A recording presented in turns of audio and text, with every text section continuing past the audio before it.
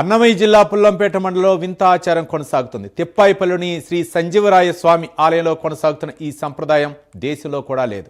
పూజల నుంచి పొంగళ్ళ వరకు అంతా మగవారే చేయాలి. మహిళలకు ప్రవేశం లేకపోవడంతో ఆవరణం బయట నుంచే మొక్కులు చెల్లించుకుంటారు.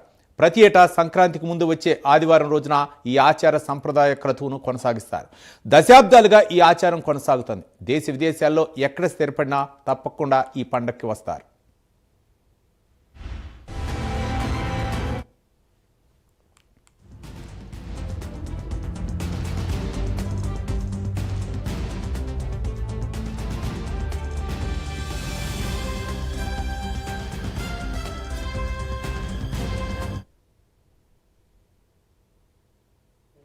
కట్టెలు మొదలుకొని ప్రతి సామాగ్రి మగవారే కొనుగోలు చేసి ఆలయంలో స్వయంగా పొంగళ్ళు సిద్ధం చేయాలి. ఇక 1516లో తిప్పాయిపల్లిలో కరువు కాటకాలు రాగా ఆ సమయంలో ఆ గ్రామానికి ఓ సాధువు వచ్చాడు.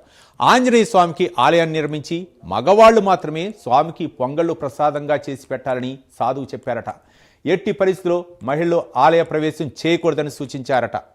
మగవారు వండిన ఆ ప్రసాదాలు ఆడవారు తినకూడదని సాధువు చెప్పారు. ఆంజనేయ స్వామి శిలపై బీజాక్షరాలు రాశారు సాధువు. అప్పటి నుంచి ఈ గ్రామం సస్యశ్యామలంగా ఉంది. దాంతో ఆనాటి నుంచి నేటికి ఈ సాంప్రదాయాన్ని గ్రామస్తులు కొనసాగిస్తున్నారు. ఆంజనేయ స్వామిని సంజీవరాయ స్వామిగా గ్రామస్తులు కొలుస్తున్నారు.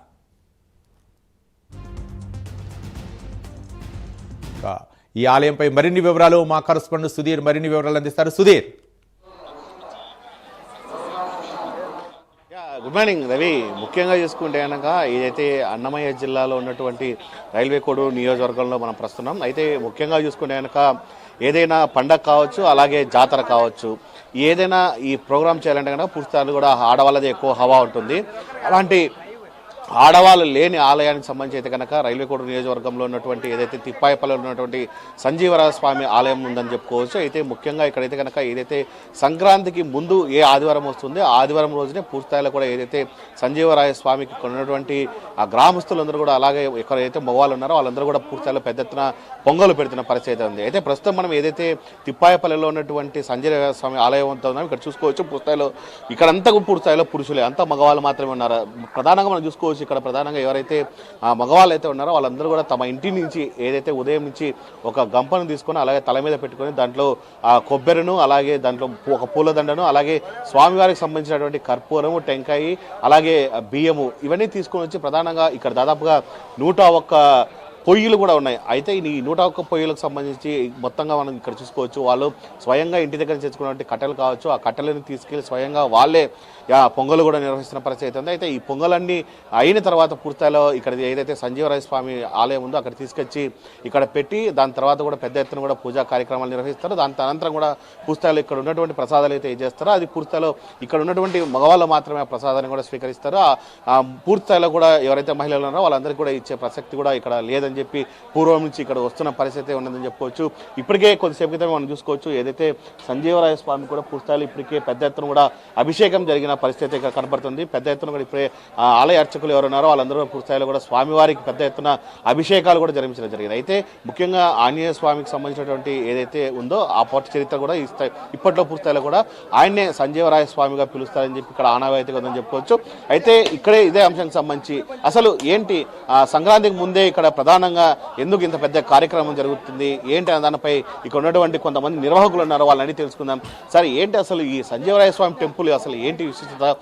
కేవలం సంక్రాంతికి ముందు ఆదివారం రోజు ఎందుకు చేస్తారు ఇక్కడ స్వామివారి యొక్క ఆనవాయితీ ప్రకారం సంక్రాంతి ముందు ఆదివారం మాత్రమే ఇక్కడ పొంగళ్ళు పెట్టడం జరుగుతుంది. ఇంకా సంవత్సరంలో ఏ రోజు కూడా ఒక రోజు కూడా పెట్టేదానికి వీలుండదు. ఈ రోజే పెడతారు కాబట్టి చుట్టుపక్కల ఉన్న అందరూ కూడా ఇక్కడ పెడతారు. ఇంకా టెంకాయలు, పూలు ప్రతినిత్యము ప్రతిరోజు జరుగుతూ ఉంటాయి. కానీ ఇక్కడ ఇతర రోజుల్లో పొంగల్ అనేది పెట్టకూడదు. ఇది పాల పొంగల్ కాబట్టి ఈ దేవునికి పాలు, పెరుగు, వెన్న, నెయ్యి, చక్కెర అటువంటిది చేస్తారు. కాబట్టి ఈ రోజు ఇట్లా ఏ ఆనవాయితీ ఉందో ఆ ఆనవాయితీ ప్రకారమే మేము నడుచుకోవడం జరుగుతుంది. ఇక్కడ మగవాళ్ళే తింటారు, మగవాళ్ళే ఉంటారు. ఆ యొక్క దేవుని యొక్క ప్రతిష్ఠతకు భంగము కలగకుండా మేమే కాదు ఆయన చెప్పినటువంటి నియమాలను ఇతరులు కూడా పాటిస్తున్నారు. కాబట్టి ఈ ఊరు సౌఖ్యంగా ఉంది. ఇక్కడ పెద్ద పెద్ద ఉద్యోగస్తులు ఉన్నారు, ఐఎఫ్ఎస్, ఐపీఎస్, ఐఏఎస్ కేడర్లో ఉన్నటువంటి వాళ్ళు కూడా ఉన్నారు.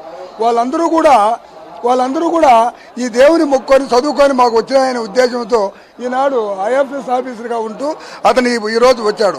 అట్లనే కోయట్ నుంచి కూడా ఈ రోజుకు ప్లాన్ చేసుకొని రావడం జరిగింది. కాబట్టి